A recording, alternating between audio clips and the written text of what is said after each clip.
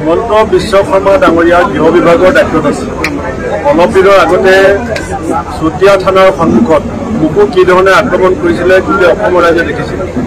আজিলৈকে কোনো ব্যৱস্থা নহ'ল। বিজেপিৰ যিটো ২০০মান জনপ্ৰিয়তা আৰু তেওঁলোকে ক্ষমতা হেৰুৱাৰ ভয়ত এতিয়া কংগ্ৰেছ দলটোক আৰু কংগ্ৰেছ দলৰ কৰ্মীবিলাকক তেওঁলোকে ভাবিছে যে বাহুবল দেখুৱাই পেলাই তেওঁলোকক আমি পৰাজয় কৰিব পাৰিম।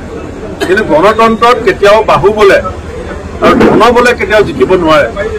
মই হিমন্ত বিশ্ব শৰ্মাক আহ্বান জনাইছোঁ যে আপুনি অসমক জংঘল ৰাজত পৰ্যবেক্ষিত হ'বলৈ নিদিব। পুলিচে আইনীভাৱে যি ব্যৱস্থা ল'ব লাগে সেই ব্যৱস্থা ল'বৰ কাৰণে পুলিচৰ ক্ষমতা যিটো আছে সেই ক্ষমতা ব্যৱহাৰ কৰা হিমন্ত বিশ্ব শৰ্মাই ৰাজনৈতিক হস্তক্ষেপ বন্ধ কৰক। আৰু যদি এনেকুৱা আক্ৰমণ প্ৰত্যাক্ৰমণ চলি থাকে তেতিয়া অসম আকৌ বিহাৰ হ'বলৈ বেছি দিন নালাগিব। সেইকাৰণে হিমন্ত বিশ্ব শৰ্মাৰ এইটো ৰাজনৈতিকভাৱে ব্যৰ্থতা, গৃহ বিভাগৰ এইটো চূড়ান্ত ব্যৰ্থতা, এই কথাক মই তীব্ৰ ভাষাৰে গৰিহণা দিছোঁ। ৰকিবুলচনৰ আক্ৰমণকাৰী আততায়ীক যদি অতি শীঘ্ৰে গ্ৰেপ্তাৰ কৰি শাস্তিমূলক ব্যৱস্থা নলয় তেতিয়াহ'লে আমি গণতান্ত্ৰিক কাৰ্যসূচী ল'বলৈ বাধ্য হ'ম। আৰু মুখ্যমন্ত্ৰীক মই সকীয়াই দিছোঁ যে আজি বালিলে যি পাত ফুকিবলৈও সেই পাত।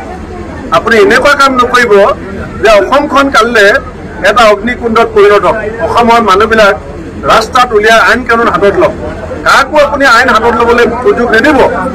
অসমৰ যিটো শান্তি শৃংখলা পৰিস্থিতি তাক বৰ্তাই ৰখাটো চৰকাৰৰ দায়িত্ব, গৃহ বিভাগৰ দায়িত্ব। আৰু সেই কাম কৰাত মুখ্যমন্ত্ৰী যে ব্যৰ্থ হৈছে এই কথা ইতিমধ্যে বাৰে বাৰে প্ৰমাণ হৈছে। বিশ্ব শৰ্মাৰ হাতত এতিয়া কৰিব পৰা একো কাম নাই।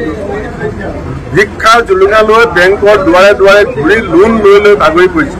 দৰমহা দিবলৈ লোন নল'লে নহ'লে এতিয়া দৰমহা লোন লৈ দিব লাগে, হিতাধিকাৰী লোন লৈ দিব লাগে। চৰকাৰ চলাব নোৱাৰে, গৃহ বিভাগৰ ওপৰত নিয়ন্ত্ৰণ নাই। গতিকে ইছ্যু ডাইভাৰ্ট কৰিবৰ কাৰণে ৰাইজৰ মনোযোগটো বেলেগ ফালে দিবৰ কাৰণে কংগ্ৰেছ নেতাবিলাকক এজনৰ পাছত এজন আক্ৰমণৰ লক্ষ্য কৰি লৈছে।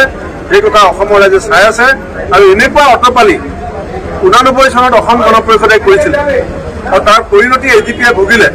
এতিয়া বিজেপিৰ একেটা উৎপাদ হৈছে। বিজেপিয়েও অহা সময়ত তাৰ পৰিণতি ভুগিব 2026।